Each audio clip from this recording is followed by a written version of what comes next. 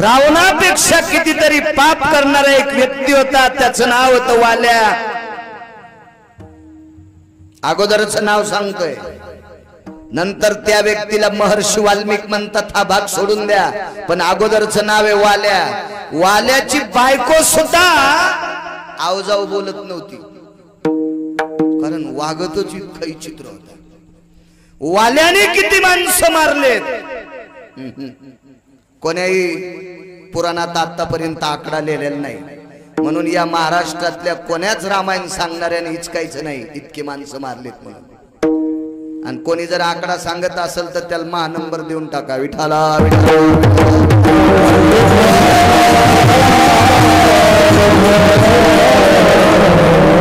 एवढा मोठा पापी, एवढा मोठा पापी की त्या पापानं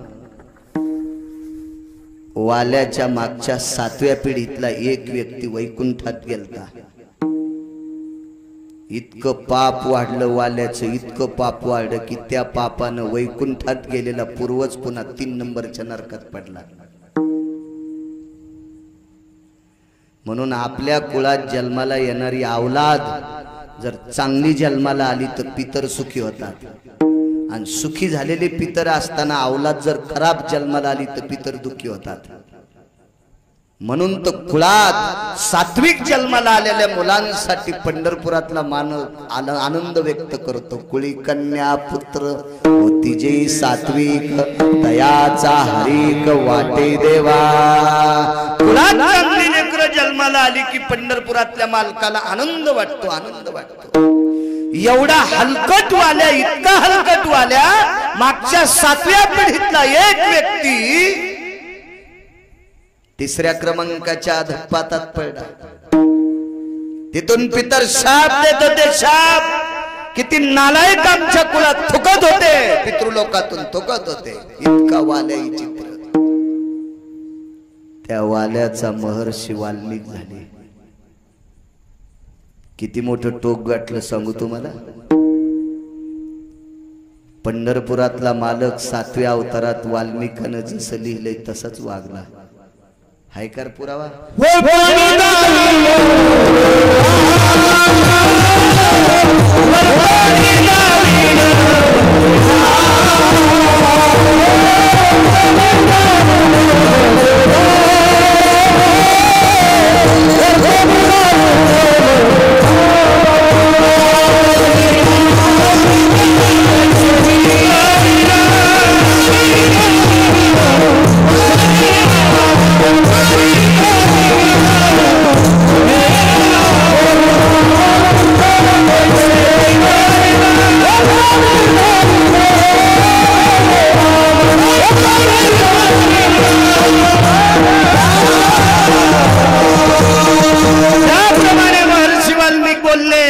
रामायणात लिहिलंय, डोक्याच्या केसा इतकं एक तिळभर सुद्धा जगाच्या मालकाला ती लेखणी वलंता आली नाही, एवढा मोठा वाल्याचा वाल्मिक झाला।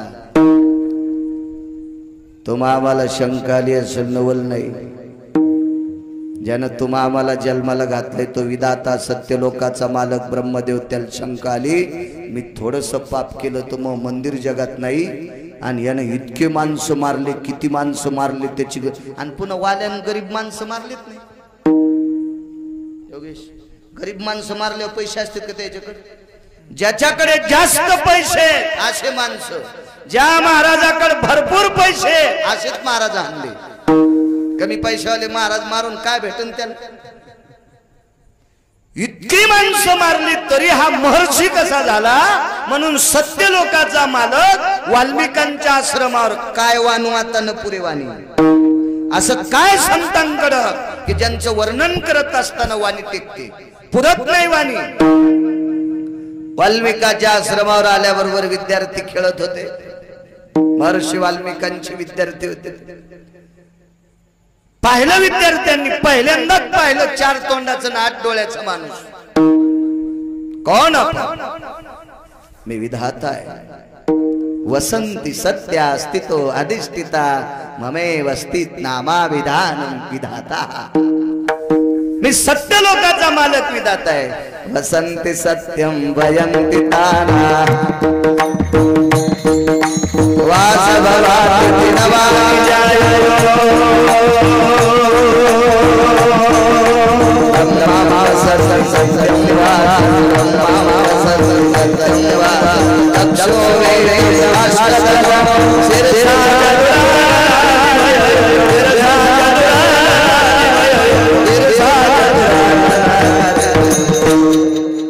मी तो ब्रह्मदेव आहे, मी तो विधाता आहे, मी तो सत्य लोकाचा मालक आहे. हो बाबा तिथो जायते काय काम येते येण्याचं.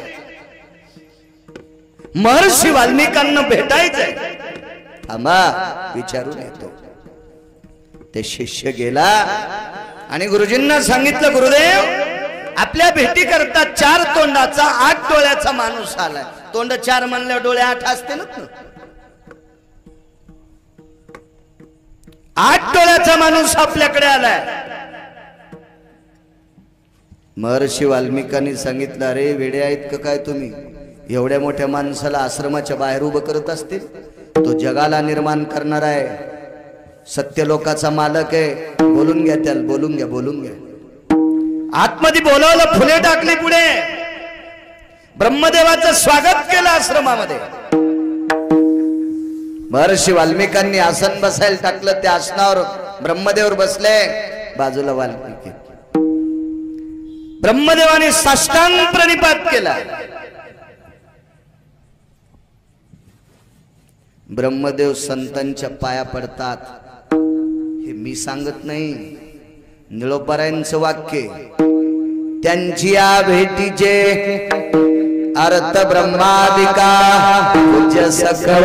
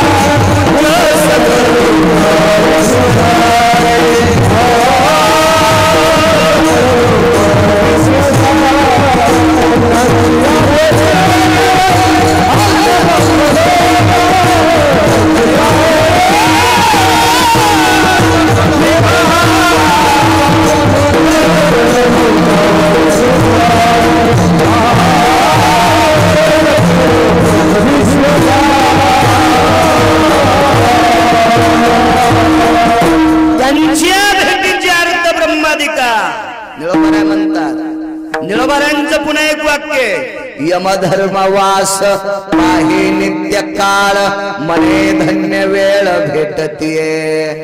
निळोबाराय म्हणतात, यम सुद्धा म्हणतो ज्या वेळेला मला साधू भेटेल ती वेळ धन्य.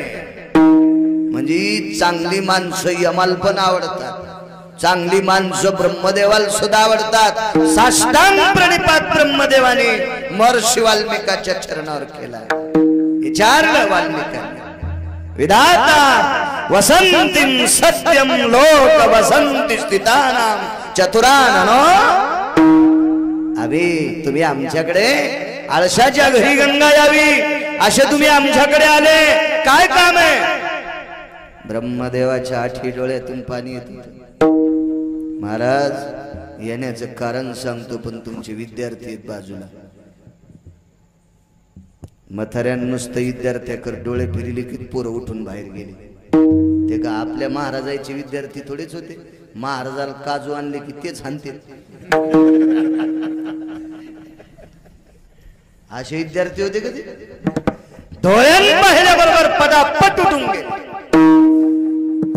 आणि मग विचारलं, महर्षी एक विचारू, तुम्ही माणसं किती मारले. ते म्हणजे मन नाही सांगता येणार. आवाज थोडासा कडक कडक कडक कडक कडक कडक. हा चांगलं गाव आहे.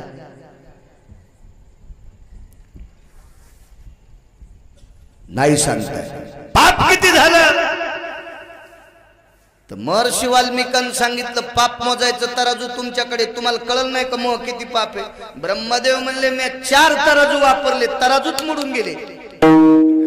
तुमचं पाप मोजता मोजता तराजूच मोडे. तुल्याम पापा यमधर्मास्तिजायते ब्रह्मकन्या यज्जायते लिखानाम तुच्छस्थितो.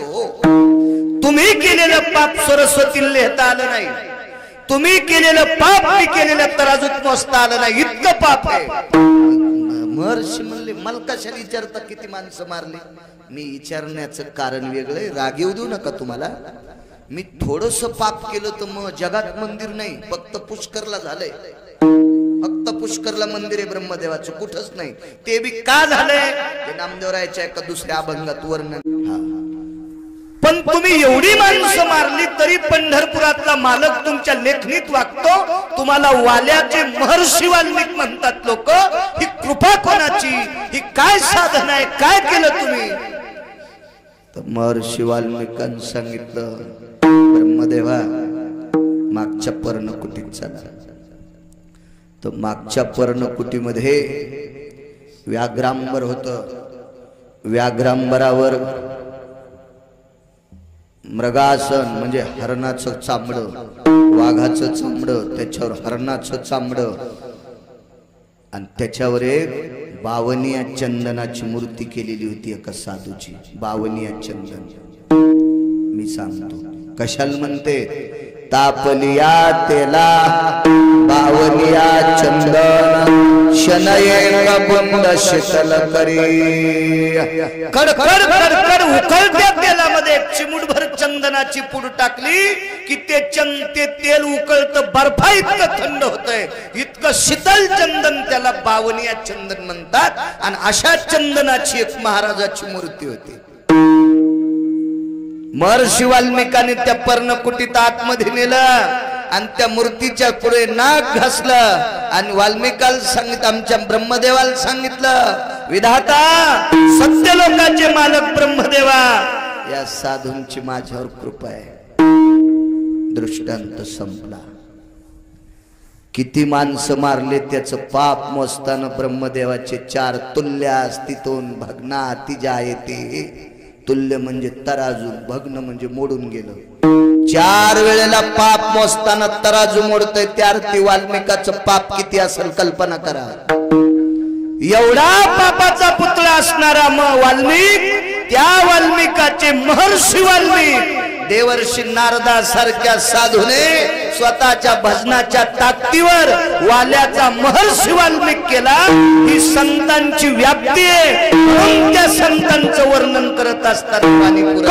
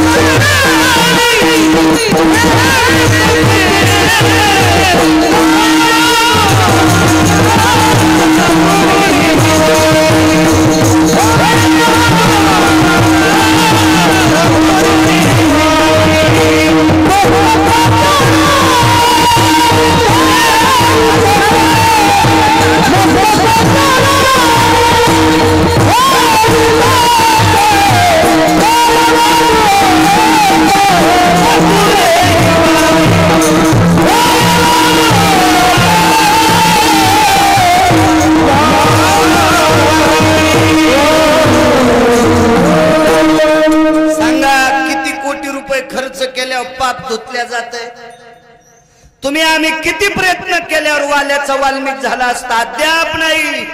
फक्त संतांची ताकद आहे. म्हणून काय वानो आता न पुरे ही वाणी, ही व्याप्ती आहे संतांची.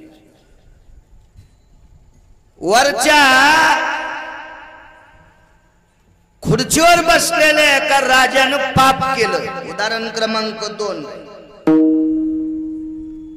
2 लोकांच्या पापानं देशावर संकट येत असतंय. एक राजा आणि दुसरा आध्यात्मिक शक्तीतले लोक. परमार्थ करणाऱ्यांचं पाप वाढलं आणि राजाचं पाप वाढलं की पृथ्वीवर संकट येत असतं, पृथ्वीवर नाना प्रकारचे आघात येत असतात. दोन लोकांच्या पापानं. दोन लोकांना नीट वागलं पाहिजे. एक परमार्थ भजन करणाऱ्यांनी आम्ही आणि खुर्च्यावर बसणाऱ्या ढवळ्या कपड्यावाल्यांनी. दोन लोकांनी चांगलं वागायचं. कधी कधी खुर्च्यावर बसलेल्यांचं पाप एखादं चांगलं काम केल्यावर धुवून जातंय. जरा जोरात त्यानं पाप केलं आणि एखादा जर तळ तयार केलं तर त्या तळ्यातलं लाखो शेतकरी पाणी पिकायला देते. त्या पुढाऱ्याचं थोडंफार केलेलं पाप धुवून जाते.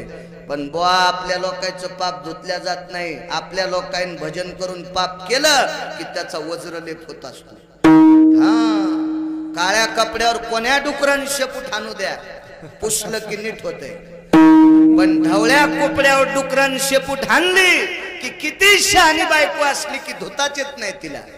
काय धुईन ती तुटक्या नाकाची, इतका काळावन, धुताच येत नाही तिला. मी बायकायला म्हणी ना, अविद्या नावाची सांगायला लागलो. विठाला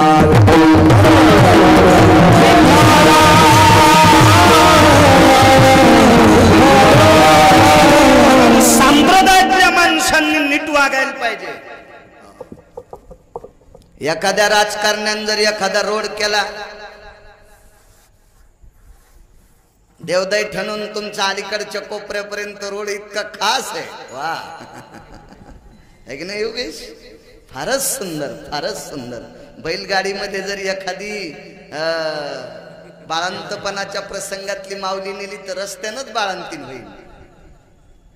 इतका सुंदर रोड आहे तो. रोड जर एखाद्या पुढाऱ्यानं मंजूर करून केला ना, एखाद्या राजकारण्यानं तो रोड केला ना, तर हजारो सत्य केल्याचं पुण्य त्या राजकारण्याला प्राप्त होईल.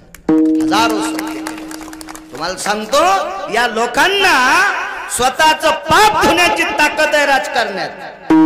पण आपल्याला अनुतापाशिवाय आपलं पाप संपत नाही. हा परमार्थिकाला पुरा तंबी अशी तंबी अद्याप नाही, माफीच नाही. परमार्थिकाला पाप केलं की लय लोक आदर करते संप्रदायाचा. नारळ, नारळाच्या खाली एका कागदात काहीतरी देतेत वाटते. ते कागद उडून जाऊ नये म्हणून त्याच्यावर नारळ ठेवतेत कीर्तन करायला देताना. मग त्याला पुन्हा काय जेवायचं म्हणून विचारते. 4दा फोन केला योगेशनं. इतकी लोक लेकरापेक्षा जीव लावतेत. नीट मरावून गिरगावकरानं आमच्यावर घेतल्यावर यायची खसखस पिकत. पण समजून घ्या, तुम्हाला राग येईल म्हणून मयाव घेतलंय. विठाला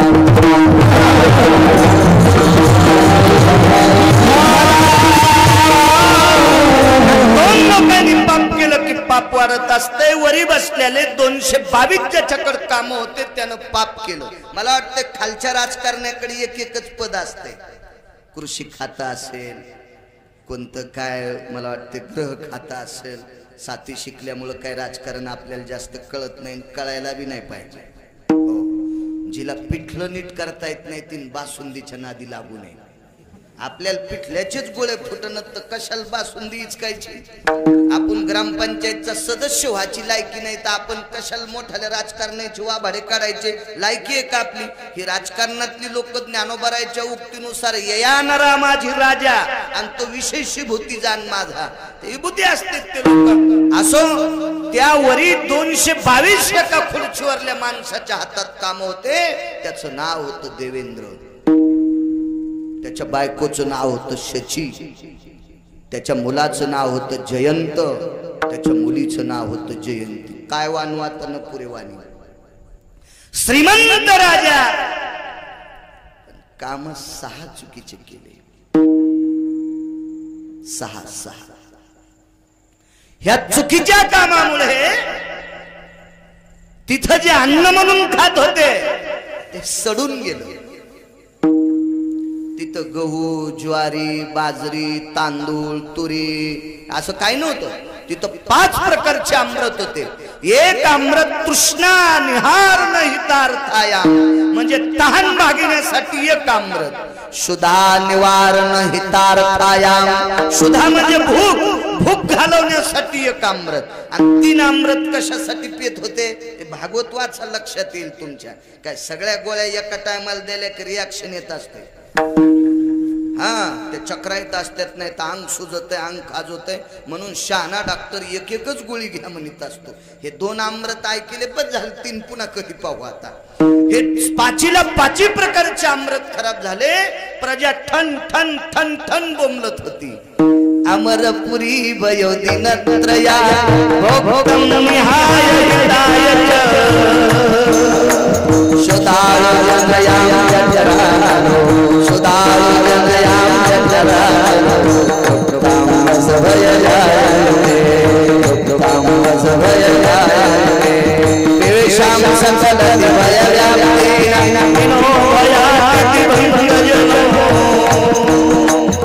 तुझे संगति सदय लीला तुझे संगति सदय लीला तुझे संगति सदय लीला. हे 5 प्रकारचं अमृत खराब झाल्यामुळे ठन ठन ठन ठन प्रजा बोंबलत होती. काय खावं राजा, काय प्यावं राजा, काय खावं राजा, हैराण हैराण राजा. हे अमृत शुद्ध होण्यासाठी त्या राजाने दिव्य असे विद्वान आमचे लोक बोलवले. विद्वान ज्यांची जीभ केळीच्या पानासारखी पातळ होती, ज्यांच्या जिभेचं टोक सुईच्या आणि सारखं टोकदार होतं. पाणिनीचे सुक्त म्हणत असताना वाहत्या घोड नदीचं पाणी थांबत होतं. इतके गोड स्वर म्हणणारी माणसं अशी तिथं यज्ञाकरता आणली. यज्ञ इतका मोठा केला की तुमच्या लहानशा वड्याला 2-2.5 महिने जितकं पाणी वाहतंय तितकं तूप टाकलं यज्ञात, पण अमृत शुद्ध नाही. काय वानवातन पुरे वाणी, काय ख्याती संतांची. नाही झालं अमृत शुद्ध. वाटेल ते प्रयत्न केले. सगळ्या 33 कोटी देवांचे गुरुवर्य बृहस्पती महाराज हे सुद्धा हैराण झाले. योगी, जपी, तपी, संन्यासी, अनुरागी सगळी माणसं आमंत्रित केली त्या परिघ्याच्यातले. काही उपाय नाही. शेवटी एक 6व्या क्रमांकाचा संन्यासी आला. मगाशी चरित्र सांगितलं त्या संन्याशाचं देवर्षी नारद असा 6व्या क्रमांकाचा महान नामधारक भजनानंदी संन्यासी आला.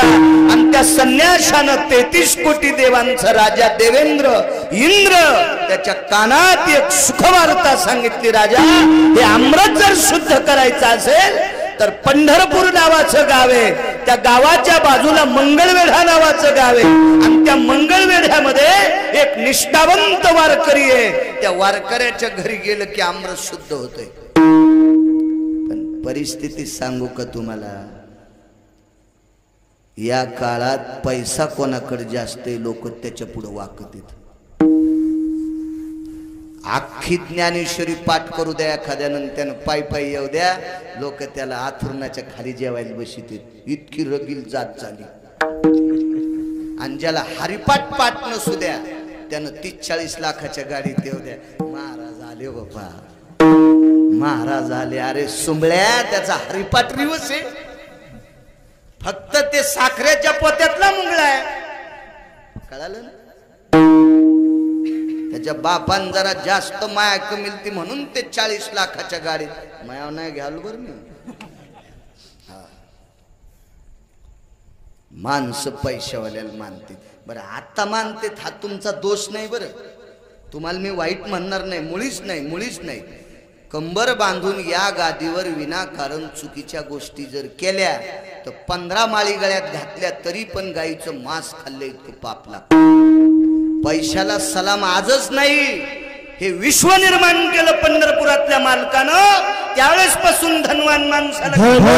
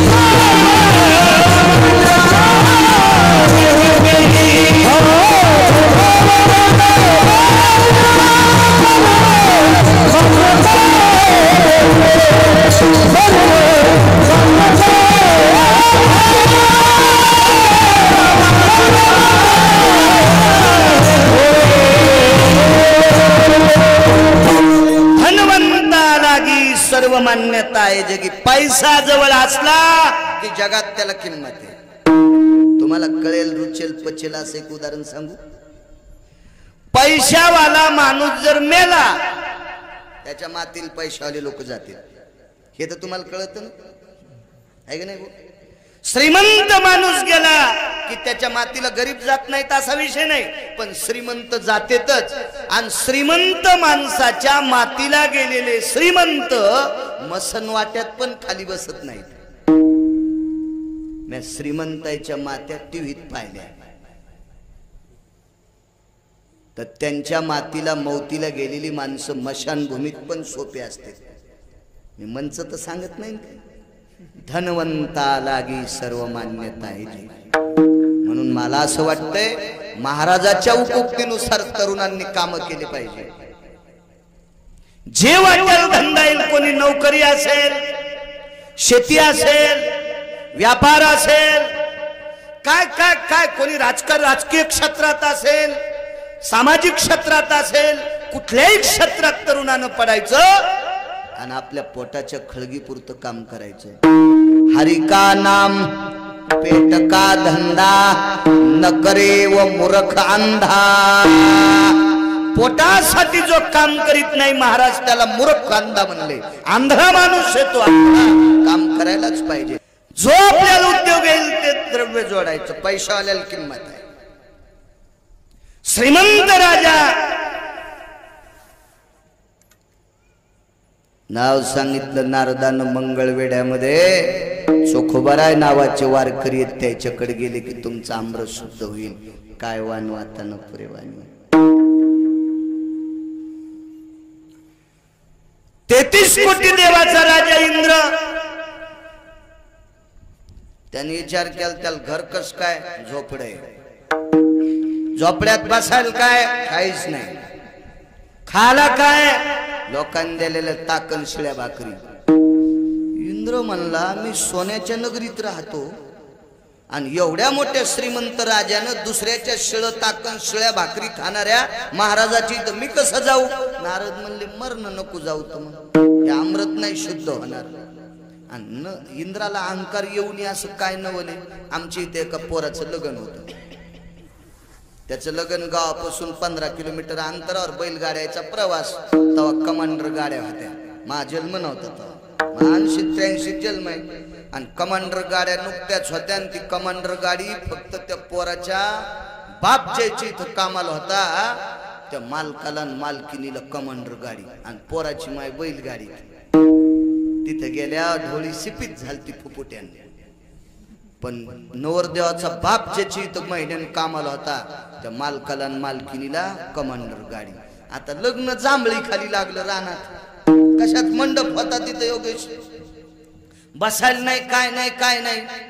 आणि त्या पोराच्या बापाची मालकीन 22,000ची पैठणी नेसून लग्नाला आली. खाली बसायला नसल्यामुळं लग्नात बसलीच नाही. 9 घंटे उभीच. घरी आल्यावर ताठून मेली.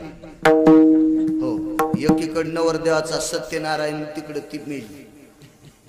मग 22,000ची पैठणी नेसली तर लग्नात बसत नाही.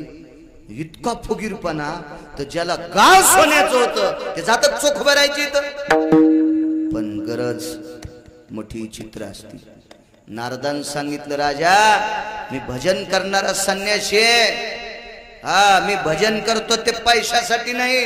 खिसाच नव्हता नारदाला. शर्टच नाही तर खिसा कशाचा. जमीन नाही, बँक नाही, खिसा नाही, काहीच नाही. मुक्काम जिथं पर्यंत त्या मंदिरात झोपायचं. दिलं कोणी मागायचं खायचं, आराम करायचा. सकाळी उठून वाहत्या पाण्याला आंघोळ करायची, चलत राहायचा. असा संन्यासी. मी तुला खोटं कशाला सांगू राजा. जा त्या महाराजाकडे गेलं की तुमचं अमृत शुद्ध.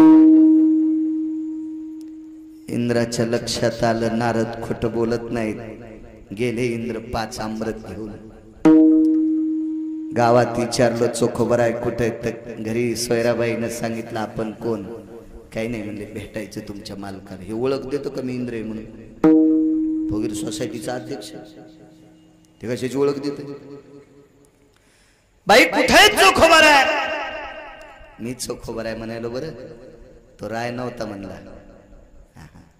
मी नाही म्हणत, चोखोबराय लय मोठी संत आहे, फार मोठी संत राजो. कुळात कोण्या जन्माला आले याचा विचार नाही करायचा, त्यांचा अधिकार किती मोठा होता हा तपासा. वारकरी संप्रदायात जातील किंमत नाही, आचरणाला किंमत आहे. तुम्ही आम्ही कोणी जातीला चांगलं म्हणत असताल, एखाद्या चांगल्या जातीत जन्माला आला आणि बिन पाण्याची पेत असेल तर त्याला पवित्र कसं काय म्हणायचं रुमण्याला? हा, तुका म्हणे नाही जाती सवे काम, ज्याचे मुखी नाम तोची धन्य. यातायाती धर्म नाही विष्णुदासा, निर्णय तो आईसा वेदशास्त्र. शास्त्रामध्ये जातील किंमत नाही, आचरणाला किंमत आहे. कोण्याही जातीतला महाराज असू द्या, आपली बायको सोडून जर यांना माय म्हणत असेल तर त्याच्या पाया पडायचं. त्याच्या पाया पडल्यावर आपलं पाप संपत असते. कोण्याही कुळात जन्माला येऊ द्या आणि त्याच्या पोटात जर वासनेचा डब्बा उठत असेल आणि त्याच्या तुम्ही पाय पडत असेल तर त्यानं केलेलं पाप पाया पडणाऱ्याच्या बोकांडीवर पडत असते.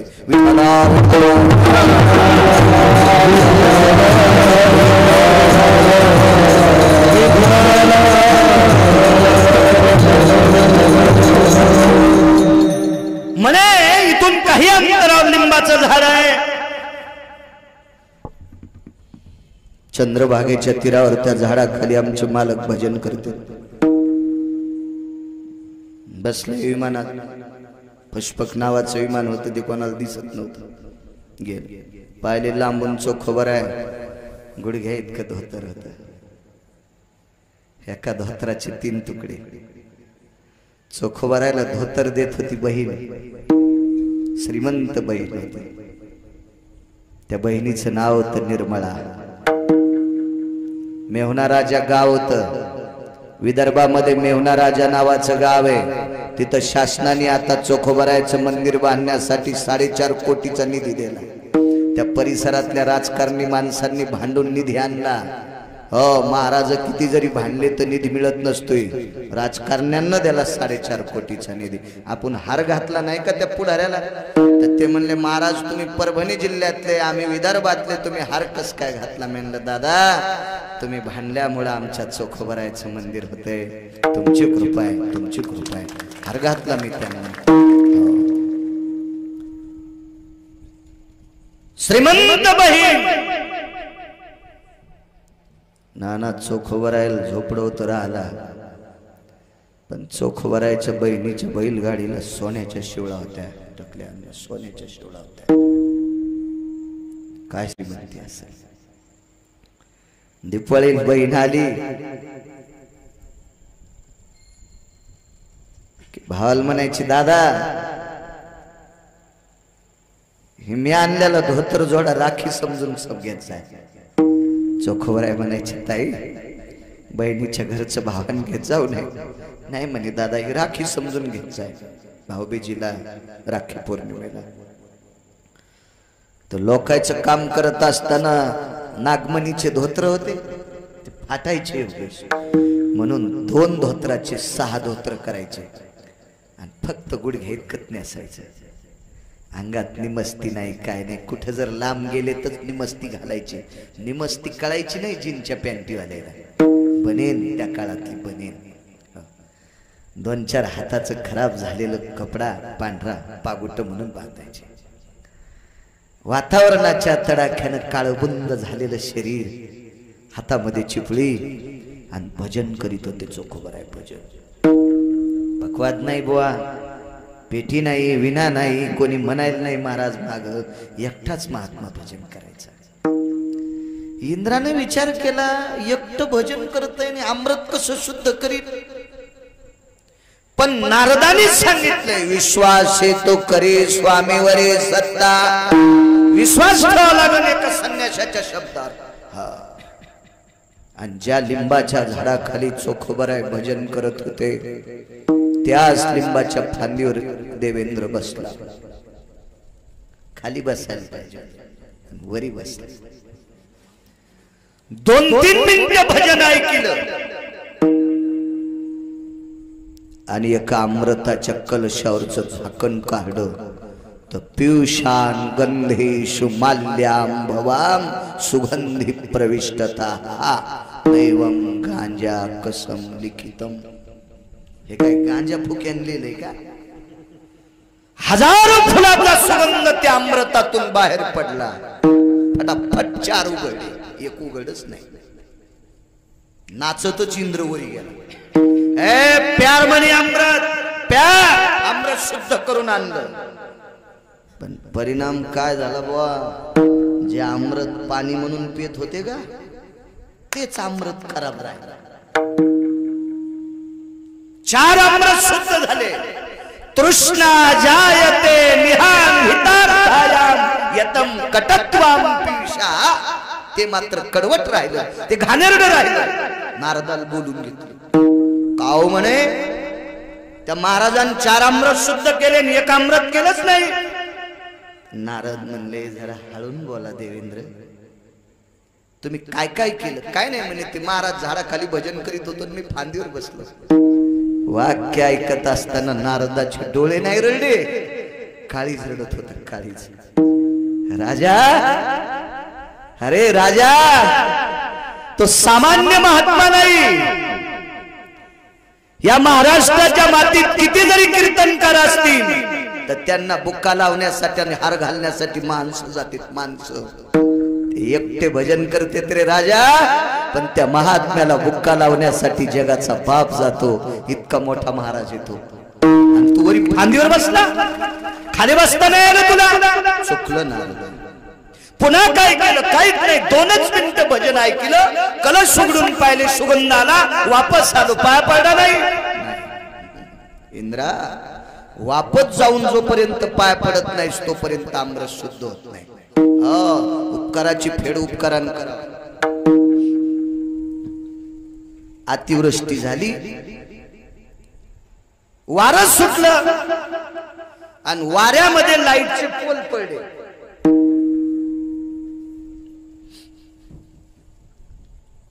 दापाच खेड्यामध्ये अंधार. सगळी लोक महसूलला तालुक्याच ठिकाणी गेले. सांगितलं आम्ही दळणं कशा दळायचे, गिरण्या बंद येतात, मोठारी बंद, काय कशी उपजीविका करायची, तात्काळ लाईनची व्यवस्था करा. इतक्या लवकर पोल उभे होत नाही. म्हणून महसूल खात्यानं काही इंजिनियर नेमले इलेक्ट्रिक मधले आणि त्यांना सांगितलं हे रस्त्यानं मोठा हायवे जातोय, इतक्या पुरती तुम्ही अंडरग्राऊंड लाईन करा. खालून अंडरग्राऊंड म्हणजे खालूनच ना. मी 7वी शिकलो, पण तुमचं ऐकून ऐकून काही काही इंग्रजी शब्द यायले. 4-5 इंजिनियर नेमले.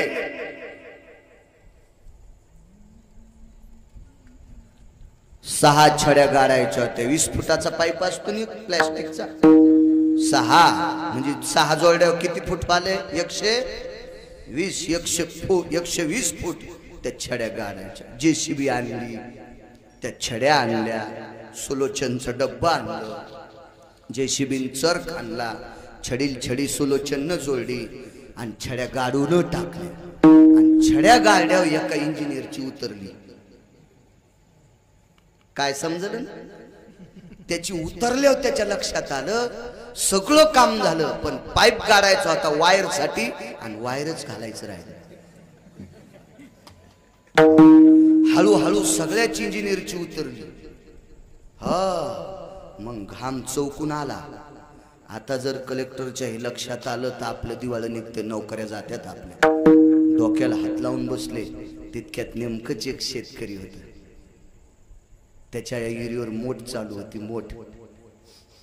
मोठ तेच हानीत होत आणि दारे तेच धरीत होत. जिनच्या पॅन्टीवाल्याला मोठ नाही कळत, लय मस्त ऐकायले जसे तुकाराम महाराजाची चुलतीच येते.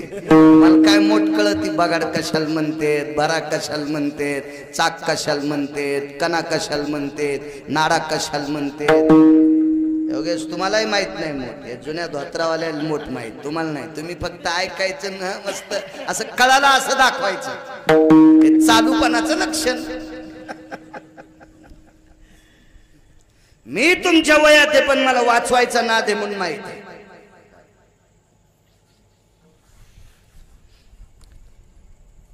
त्या शेतकऱ्यानं मोठ बंद केली, बैलाला चारा टाकला, खोरं ठुलं, जांभळी खाली जेवायला आला आणि तितक्यात पाहिले काय माय चॉकलेट. राम कृष्ण हरी गोपाळ, धंदा झाला ना.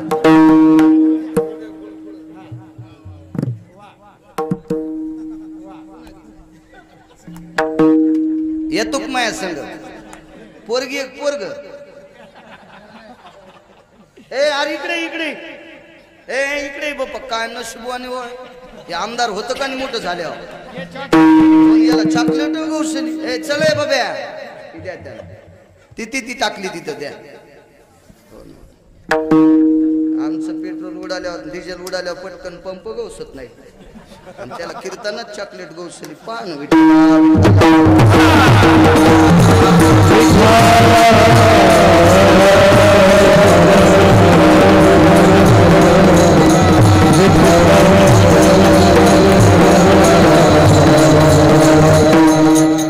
धारशी दिसते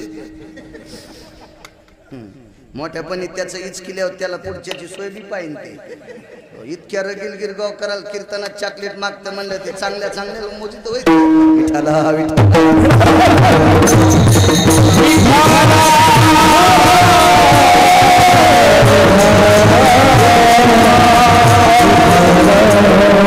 शेतकऱ्याच्या धोत्राच्या आचागोच्या खवलेल्या खांद्यावर शर्ट ते बनेल भरलेली चिखलानं गुडघे इतके पाय भरलेले आलं म्हणलं साहेब तुम्हाला घाम कावणी आला त्याच्यातलं एक जण लगावून डोकं देखाला रे एवढं होय हे जरा जुरा शिकलेले शेतकऱ्याला येड्यावानीच करतील सुंबळ्या त्याच्या रक्ताचा घाम करून मातीत टाकतय तेव्हा तुला गहू खाल भेटते तुला किती पगार जर आली तर सोन्याचं पिठलं चांदीच्या भाकरी खातू का सुंबळ्या शेतकऱ्याला येड्यावानी करी जाऊ नको मी तर राजकारणातल्या प्रत्येक लोकांना सांगतो महाराजासाठी गाडी उभी करायची नाही आम्हाला किती गरीब असला तरी तूप खाऊ घालतोय ज्याला राजकारणात मोठं व्हायचं त्यानं शेतकऱ्यासाठी गाडी उभी करायची आणि काच खाली करायचं आणि त्याला विचारायचं दादा बरं चाललंय का आयुष्यभर त्याला खुर्चीची वेल्डिंग होईल ज्याचं दुकान उघड्यावे त्या शेतकऱ्यावर राजकारण्याने प्रेम करायचं पंढरपुरातला मालक तुम्हाला मोठं करीन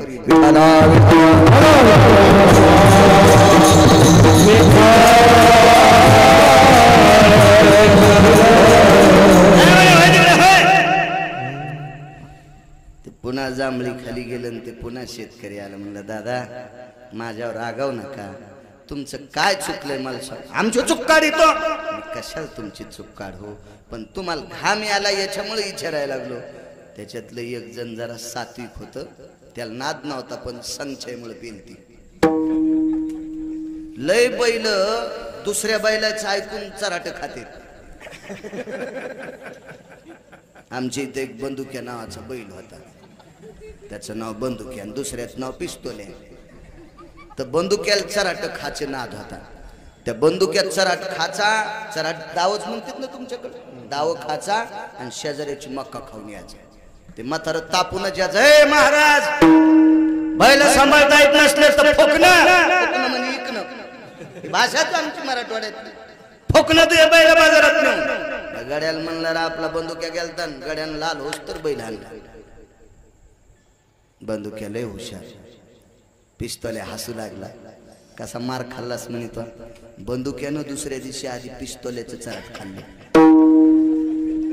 आणि मग त्याचं खाल्लं पिस्तोल्या बी मका खाल्ल्याला तसे लय बैल बैलाच्या नादानं कोणीकडे जाते मला असं वाटतं काही बैलांनी नादी लागलं नाही पाहिजे आणि तुम्ही याला बी टाळ्या वाजवायला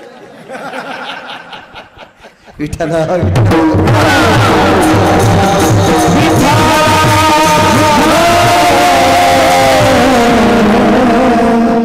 चांगला नादी लागलं नाही पाहिजे याच्याच तर टाळ्या होत्या कीर्तनकारापाशी कसं बोला ते त्याच्याच हिशोबाने होत नाही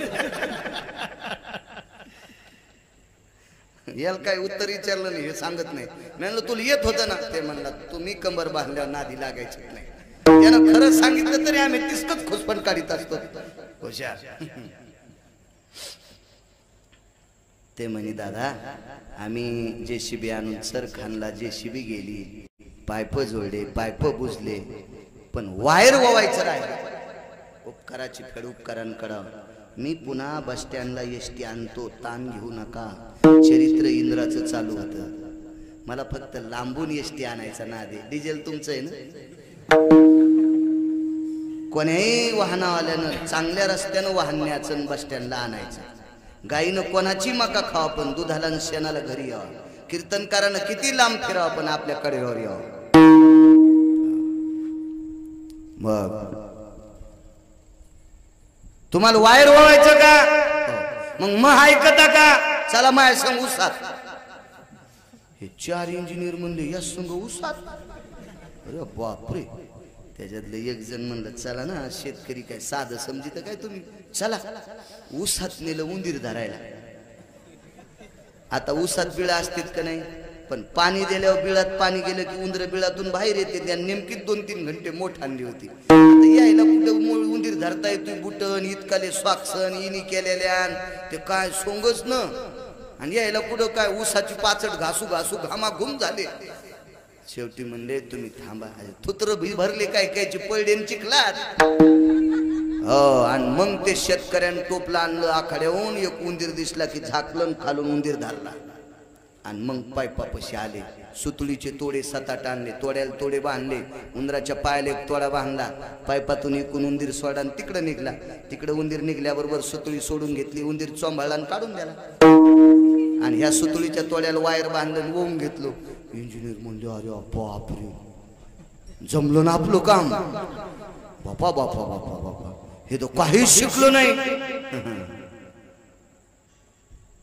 जे शिकले नव्हते तेच एक जागी लय दिवस राहत होते. जे लय शिकले ते लग्न झाल्याबरोबरच व्हायला निघले. 2च तोंड आणि खिचडीन बोंड. शिकले म्हणजे शहाणे असते जास्त थोडंच असते. त्या म्हाताऱ्याचा मुलगा दुपारच्या भाकरी घेऊन आला. त्यानं सगळं पाहिलं. म्हणला दादा 40-50 हजार रुपयाचं बजेट होतं. यायनं पेण्यात आणि कामात घातलं. ज्याच्यासाठी काम करायचं होतं वायर ववलं नाही ते तुम्ही ववून दिलं. तुम्हाला रामराम सुद्धा घातला नाही. पोराचा बाप म्हणला गाडीत तर बसू देईल मग कळवतं काय होतं. इंजिनियर निघून घेतले की वायर उपसून घेतले. माझं मत आहे किती उपकार होता त्या शेतकऱ्याचा. 10-5 रुपये जर त्याला दिले असते जसं म्हणायचं होतं दादा उद्या रोजदार लाव मोठीला आणि तू दावे धर. काय जळत होतं यायचं घर. तसं 33 कोटी देवता उपाशी मरत होत्या. स्वर्गातले लोक मरत बी नाही आणि खाला बी काही नव्हतं. ठण ठण ठण ठण बोंबलू लागले. त्या लोकांना भाकरी द्यायचं काम कोणी केलं? चोखोबारायनं. काय होतं इंद्राला पाय पडायला? इंद्र दुसऱ्यांदा परत गेला आणि चोखोबाराय नृत्य करत होते. चोखोबारायला बुक्का लावला जगाच्या मालकानी. बुक्का असा भजन करत असताना ताटाला हात लागला आणि सगळा बुक्का चोखोबारायच्या अंगावर सांडला. पुरावा सापडलाय काय ठिकाणी. वैकुंठवासी माधव महाराज मगरांचा पुरावा आहे. त्या अंगावरचा बुक्का वाऱ्यानं इंद्राच्या अमृतावर पडला आणि अमृत शुद्ध झालं. चोखोबारायच्या अंगावरचा बुक्का सुगंधी विटेवरच्या मालकानी लावलेला. त्या इंद्राचं अमृत शुद्ध होतंय. चोखोबारायचं शरीर किती पवित्र असेल कल्पना करा. एवढा चोखोबारायने उपकार करूनही इंद्र नमस्कार करायला लाजत होता. किती मूर्खपणाचं टोक असेल या इंद्राचं. दृष्टांत संपला. स्वर्गातल्या लोकांना जीव घालायचं काम माझ्या मृत्यू लोकातल्या मंगळवेढा नावाच्या गावातील संत शिरोमणी चोखोबारायने केलं. तुकोबाराय म्हणतात जो साधू स्वर्गातल्या लोकांना जीव घालतो. अमर लोक मरत नाही पण बेचैन होते. त्यांची बेचैनी दूर करायची ताकद ज्या चोखोबारायत होती त्या चोखोबारायची व्याप्ती सांगत असताना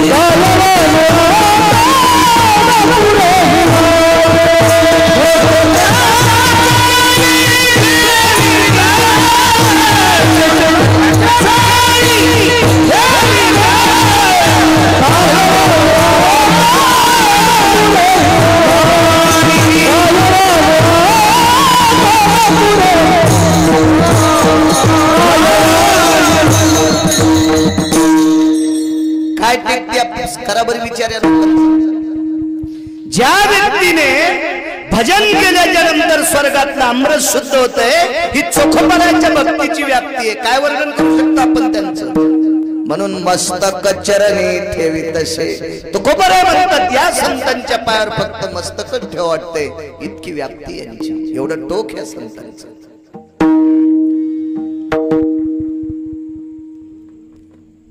पंढरपुरातला मालक 7व्या अवतारामध्ये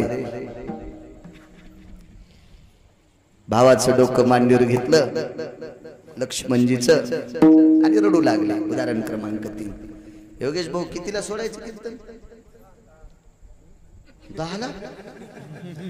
आजच्या पुरता रावण झाला काय तू?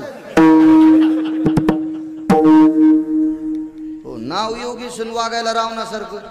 विठ्ठला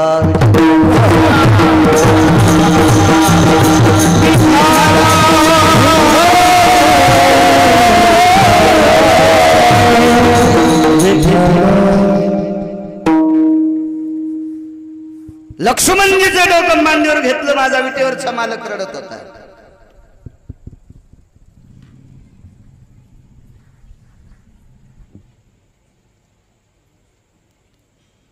लक्ष्मणजी उठले, विचारलं मालक का रडता?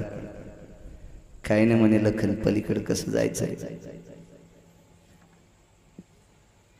कसं जायचं पलीकडे? ज्या वेळेला मांडीवर डोकं घेऊन रडत होते तो एक वेगळा प्रसंग आहे, तो शक्ती प्रसंग. हा प्रसंग वेगळा, तुम्ही नंतर इचकीत आणता.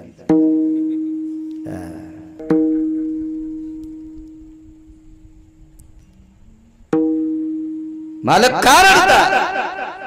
पलीकडे कसं जायचं? तर लक्ष्मणजीनं मालकाच्या कानात सांगितलं, मालक आपल्याला पलीकडे जाण्यासाठी आडवा समुद्र आहे आणि आपण समुद्राला विनंती करू. तर प्रभू रामचंद्रानं सांगितलं, ते आपलं कशाचं ऐकत आहे? तर लक्ष्मणजींनी सांगितलं, काय ऐकणार नाही. समुद्र कोण आहे माहिती आहे का तुमचा? कोण आहे? सासरा आहे. भगवान प्रभू रामचंद्र विष्णूचा अवतार, सीता कोण? लक्ष्मीचा अवतार. लक्ष्मी कोणाची मुलगी? समुद्राची. मग समुद्र रामाचा कोण? सासरा. आणि जावायनं सासऱ्याला रस्ता मागत नसतेत का? आणि सासऱ्यानं जावायला रस्ता देऊ नये का? साहजिकच आहे. मग प्रभू रामचंद्राच्या लक्षात आलं, हो वडील लोखंड, आपण समुद्राला विनंती करू. आणि गेले प्रभू रामचंद्र. मामांजी रस्ता पाहिजे. काय वानू आता न पुरे वानू, रस्ता पाहिजे, रस्ता. प्रभू रामचंद्राने हात जोडून समुद्राला रस्ता मागितला की समुद्र जास्तच रागावला. नाही देत म्हणे रस्ता. मारुतीरायने प्रभू रामचंद्राला सांगितलं, मालक जरा बाजूला सरका, मी विचारतो रस्ता काऊन देत नाही. मारुतीरायने विचारलं, अपामपती? अपामपती म्हणजे समुद्र. राम कोण आहेत माहित नाही तुम्हाला? माहित आहे, माझा जावाई आहे. मग जावायला सासऱ्यान रस्ता देत नसतेत का? अरे देत असतेत रे हनुमंतराय, पण माई पोरगी आहे ना हरपिली ना. बरोबर आहे. माई पोरगी जो जावाई नीट सांभाळीत नाही त्याला मी काय, मला काय त्याची कदर आहे? नाही देणार मी जावायला रस्ता. मारुतीरायाच्या विरोधात समुद्र प्रभू रामचंद्राच्या विरोधात बोलला, तोपर्यंत वानरायला काय वाटलं नाही. वानर वानर होते ते, हे कुपा होता त्यांचा. आपल्यासारखे थोडेच होते, काही इकडं काही तिकडं काही कोणीकडं असे नव्हते. ते वानर होते, वानर. मारुतीरायाला ज्या वेळेला समुद्र विरोधात बोलला त्यावेळेला 2-3 वानर गेले. भयदंत, पुष्पदंत, साक्षीदंत, नदितनया, अश्वप्रिया, अश्वाभवम, अश्वाश्वाश्वकांती, एनम वानराणाम एनम सर्वाते सजाति गोलमुलाया यज्ञायते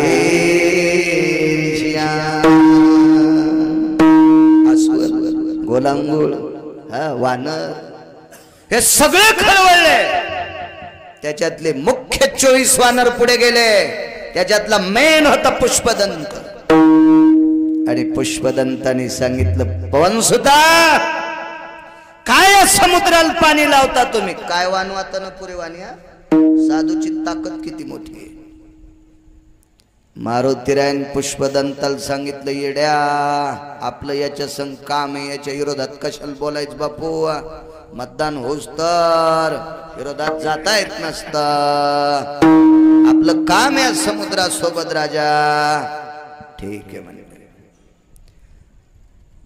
अरे पण ते ऐकत नाही समुद्र. मारुतीरायन सांगितलं, तुला राजकारण कळतं का? राजकारणामध्ये क्रोध आवरावा लागतो.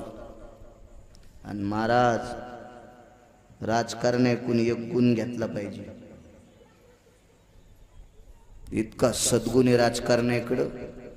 राजकारणी स्टेजवर एकूण एकाला शिव्या देते, पण धाब्यावर भेटल्यावर एकूण एकाची बिलं देते. हे राजकारणी लोकांचा सद्गुण आहे. आमचे लोक स्टेजवर चोंबाळीत. काय महाराजांचा गोड पकवाद होता, आणि कीर्तन झाल्यावर गाडीत बसले, येडगेड होतं पकवाद. हे अशा इचकित्यात आमच्या जाती. हा राजकारणी स्टेजवर काही बोलतील, पण एकांतात सारे गहू एकच. यांच्याकडचा हा सद्गुण घेतला पाहिजे लोकांकडून. मारुतीरायन सांगितलं, तुला कळतं का राजकारण? अरे ज्याच्या आपल्याशी आपल्याला ज्याच्याशी काम आहे त्याच्या विरोधात काय बोलायचं? पुष्पदंत म्हणला, इकडे ना काय काम करते, मालकाचं काम नाही केलं, आपलं काम नाही केलं, कोणाचं ऐकत का? काय याला चोंभाळायचं? मारुतीराय म्हणले, आपल्याला पलीकडे जायचंय, त्याच्यामुळं तू तर एकटा गेलता, मला एकट्याला जाता येतं, पण तुम्ही माझ्या हाताला लोम कळत नाही, गुरुसेवा नको म्हणता तुम्ही. आणि प्रभू रामचंद्राला लक्ष्मणजीला नेऊन फायदा आहे का? ते ऐकत नाही रावण्या. ह्या दोघांना नेऊन काय करायचं तिथं? तुम्ही आले पाहिजे ना, मग याच्याकरता यानं रस्ता द्यायला पाहिजे ना. तर त्या पुष्पदंतानी 2 वानर बोलून घेतले. त्या वानरांची नावं मी आसारामला सांग म्हणल्यावर सांगायची.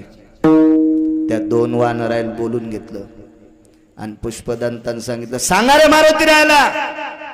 ते 2 जण म्हणले, पाहून सुद्धा या हलकट समुद्राच्या पाया पडायचं नाही.